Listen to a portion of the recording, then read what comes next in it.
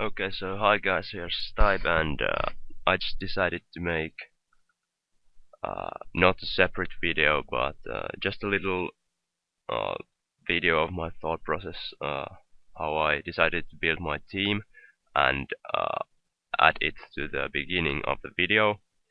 I do this before the match, so I don't know what my opponent is going to bring. I don't know if I'm going to win, or I do, but I'm just not sure about it yet. Uh, so Our opponent today is Siren, and here you can see Siren's team. And Siren is new not only to draft format, but also to competitive Pokemon. So I should win this battle. She's a newbie, so there should be no reason why I don't win. But she has got help from SFJ, the reigning champion of this league. But he actually lost his first match of this season last night, so that of course gives me confidence. And Siren has actually surprisingly threatening team, and the thing is that because she's new, I basically have to prepare for everything, and that makes me a bit nervous because I must win this game. Because if I win this game, it relieves a lot of pressure from the following games, and everybody expects me to win. I think I'm the favorite to win my division. Actually, I can show the division that I'm in. Here it is. There's Marcelo, Jacob, and Siren. I'm also going to. These guys I'm going to play twice, and from the blue division I'm going to play each one once. But back to the Sorry, where's the... Yeah, here is the draft. So, she has Mega Charizard Y9, Test Dragonite, Vaporeon, Zoroark, Doublade, plays against the Raptor, Vileplume, Tropius, Articuno, and Solrock. And my own team, as you know, Clefable, Goodra, Excadrill, Gastrodon, Mega Sceptile, Armaldo, Politoed, Mesprit, Honchkrow, Hariyama, and Electrode and Beatic. And here you can see the team I made against her. Now what I thought is that she might even bring two Sunsetters, Zard Y and Ninetales. But anyway, my plan is to switch into Gastrodon whenever either of those comes in. I'll switch straight into Summon Snake, my Goodra, take the Solar Beam, get Sapsipper Boost, and Revenge Kill with Rock Slide. I also have Fire Blast for Vileplume, Tropius, Articuno, though I have Rock Slide for them though as well. And of course I can take advantage of her own son. I have Power Whip for Vaporeon. Now Vaporeon might be a pain, but I think I should have tools to handle any kind of Vaporeon she decides to bring. I'm pretty sure she brings it though. The next I have my Mossipallopää, my Electrode, and the main plan with this guy is to switch in to Staraptor. Of course, the bad thing is that if she fires Double Edge instead of Brave Bird, but since my team is very weak to flying, I hope that SFJ has just guided her to fire off Brave Birds whenever she gets a chance. And Electrode is something I can switch into Staraptor's Brave Bird anyway. I can take two Brave Birds from full health. And if she's banded, I can take it anyway and not revenge kill, but just kill with Thunderbolt or even Volt Switch. And after that, hopefully I can still use Electrode to do some Rocky Helmet plus aftermath damage, something. I also have enough speed to outspeed her Zoroark, which is her fastest mon. Then I have Shagrath, my Excadrill, and this is my plan for late game sweep. Will I will set up Sand and sweep. I think I will one-hit KO everything in her team except for Vaporeon and Wildbloom. I believe those might be the only ones, but after these two plus her Sunsetters are gone, I can bring in Excadrill and just sweep. At the moment I have enough speed to outspeed a Jolly Scarfed Staraptor, but I think I want to actually outspeed a Jolly Scarfed Zoroark just in case. So I will change these EVs a bit.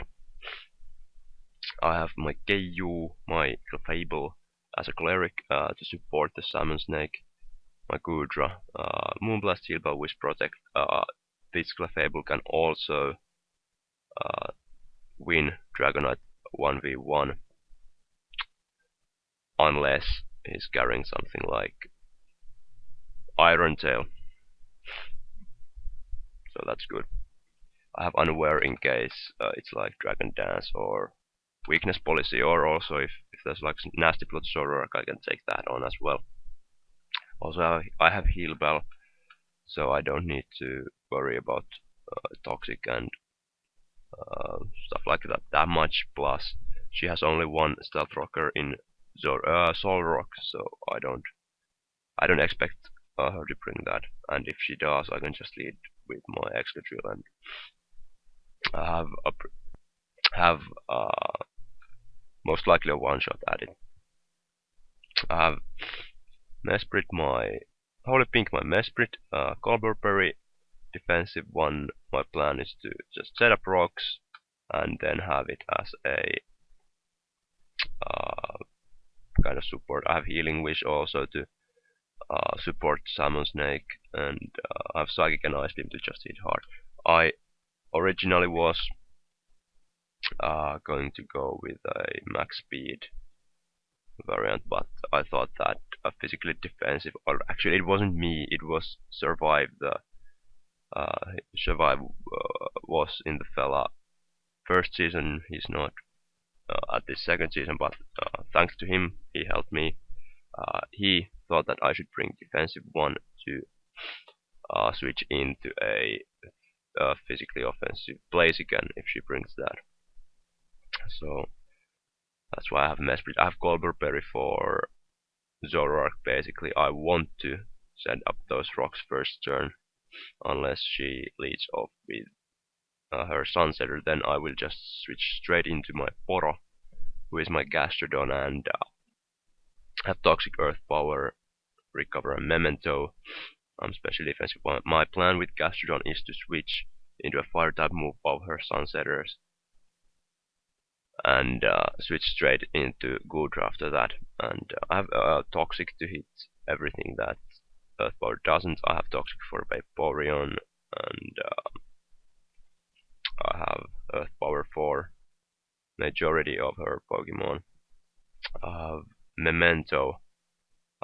After I have got rid of her Sunsetter, her Vaporeon, and her Vileplume, all which I expect her to bring, I can fire off a Memento on anything, get those special attack drops on her, whichever Pokemon it is, bring in my Excadrill, set up the Sun, and just win the game from there. So that's my plan, and we'll see how it works, I guess. Okay, and here we are with the match, and to be honest, the match ended up being so uninteresting from the competitive point of view that I decided not to publish my live record. Instead, I thought that I will do this post commentary to get the best possible utility out of this video, some of my fears came true, like that she brought so unorthodox sets that they kinda caught me off guard, but not really so that I would have freaked out by them. No way. It was more like they really didn't work out for her. And I thought that I actually want to make this video to analyze her game so that she can prepare better for her next games. That she knows what kind of mistakes she can avoid and what she should not do. And let's go, I suppose. So I will pause this replay from time to time to kinda explain the plays I made, or just to analyze what my opponent Siren might want to do different next time. So we start here, and from the very beginning I realized something. She has both Bravery and Zoroark. So I definitely want to lead off with Electrode, because I want to avoid a situation where I am facing Staraptor not knowing if it's Zoroark or not. So that's why I want to lead off with my Electrode. And she ends up leading off with Articuno. I go for Volt Switch. It ends up being Zoroark. And this is the first time I get completely off guard, because she actually goes for Toxic, which is something I would have never expected from a Zoroark. But then she goes for a Foul Play. I go for a Moonblast, knock him out. And the thing with this set is that Foul Play, it's not a bad move by any means, but it's a defensive move. The mechanics of Foul Play uses the opponent's attack instead of your own attack, and I don't know what kind of set this was, other than the Toxic and Foul Play, but Toxic and Foul Play kind of suggest that it was a defensive set, and Zoroark is a mon that you always want to use offensively unless you have a specific purpose to use it defensively. Like a bit like my Electrode set, which was defensive to specifically take on that Staraptor. So for the future, I'd suggest Siren to use more offensive moves for that Zoroark. More offensive set. In comes the Doublade, which I'm a bit afraid of. I must switch into my Excadrill, and she goes for an Aerial Ace, and of course Aerial Ace is not the best move. It's not a good move at all to use on Doublade, because Iron Head is superior to Aerial Ace in almost every scenario, because a super effective Aerial Ace does the same amount of damage as neutral stab Iron Head anyway. Plus Iron Head has this chance to flinch, although that means that Doublade has to outspeed, which is not that likely, but anyway, I would never recommend to use Aerial Ace on Doublade unless you prepare for a quadruple weakness to flying, like, I don't know, Heracross or Breloom for example. Anyway, she brings out Articuno on my Earthquake, which is actually a very nice prediction, but I can go Rock Slide right after, take out the Articuno. In comes a Violet Bloom, so I switch into my Gudra, as my plan was, as she goes for Toxic, and I switch into my Mesprit because I just want to get up my rocks, but she switches into Charizard, and here's the thing: she doesn't Mega Evolve, which is basically uh, illegal. The rules of this league say that you must Mega Evolve first turn, and okay, she thought that she she she wasn't that familiar with the rules. She said that she was afraid of cheating, and I get it. And even though it actually I actually wanted her to get her son up because I had prepared for that. This is the first game and I completely understand, but just that she knows basically you cheat more when you don't Mega Evolve, because Mega Evolving is not cheating at all. If you're unsure, just click the button and Mega Evolve. And even if you are not going to move, just click it if you're unsure. Because if you switch, you won't Mega Evolve anyway. So that's what happened. But I'm gonna switch into my Gudra anyway, because I'm still expecting her to just fire Mega Evolve and fire off its Solar Beam. Doesn't happen. She makes a double into Staraptor, so I switch into my Electrode as she actually close combats, which actually reveals me that she is most likely Scarf, but there's no way she's Bandit. And I switch into my Mesprit just to get off my rocks finally.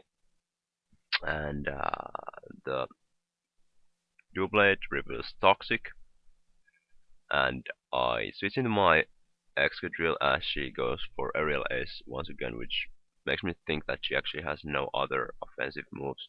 And that's also one thing I would like to emphasize. If you run only one attacking move on your on your defensive mon, I really recommend to run stab move, which in this case would be Iron Head or Shadow Claw, Iron Head preferably. And of course, like, there are some exceptions like Ice Beam on Cresselia, but those are exceptions, and overall stab move is usually the best to use in a situation like this.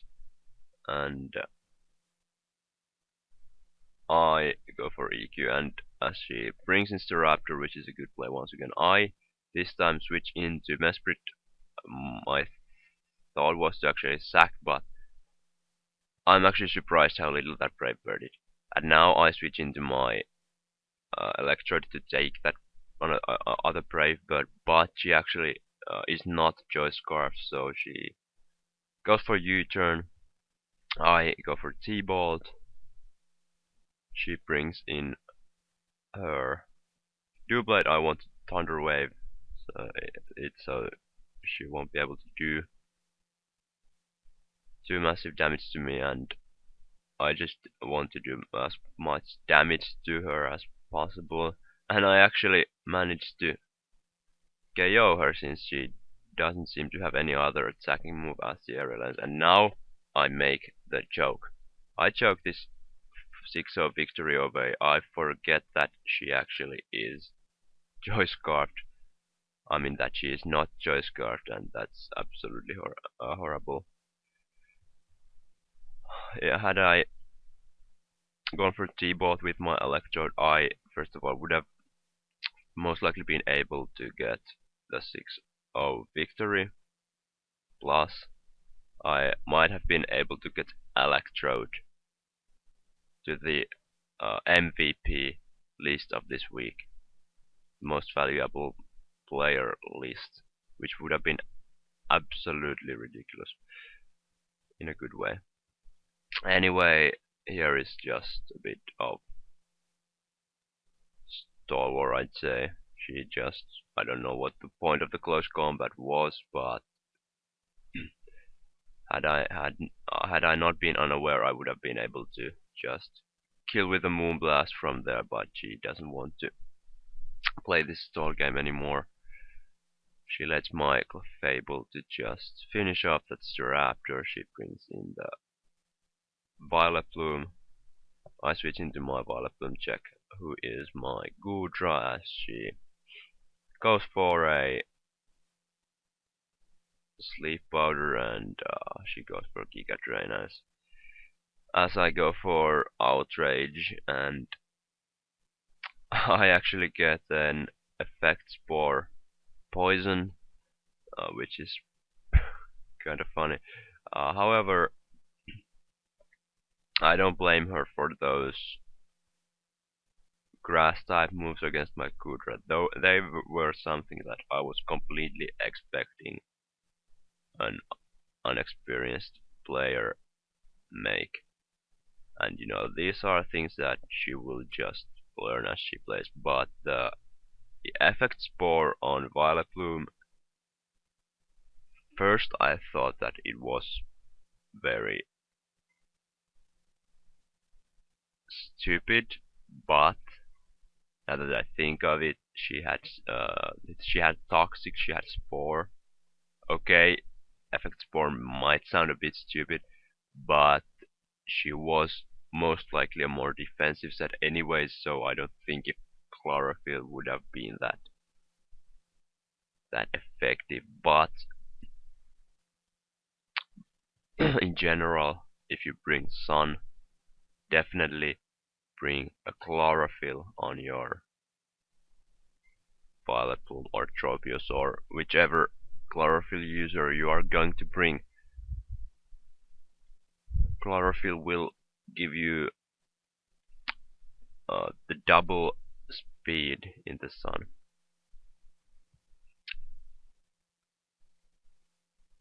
But basically, this is the match of this week. I got a 5-0 victory. Next week, I'm going to play Alacia, who also has a rather frightening team, and she also got a 5-0 victory. She managed to sweep with a Breloom, so I really have to make sure that that doesn't happen against me. But I think we can handle it. I have already made some kind of team, but we will see. Probably early next week, I'm not sure yet. But she's our next opponent. I think this was all for today. Until the next battle, it's Stibe signing out. Bye.